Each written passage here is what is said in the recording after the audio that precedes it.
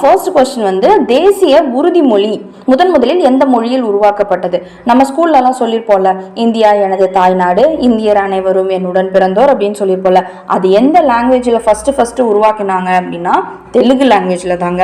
Second one, மக்களாட்சி என்ற சொல்லை முதலில் பயன்படுத்தியவர் யார் அப்படின்னா ஹெரடோட்டஸ். மக்களாட்சி என்ற சொல்லை முதலில் பயன்படுத்தியவர் ஹெரடோட்டஸ். தேர்ட் கொஸ்டின், இந்திய அரசியலமைப்பில் அதிகார பங்கீடு எந்த சட்டத்தின் அடிப்படையில் வழங்கப்பட்டுள்ளது? இப்போ மத்திய அரசு மாநில அரசு அப்படின்னு சொல்லி ரெண்டு அரசாங்கம் நம்ம இதுல இருக்கு.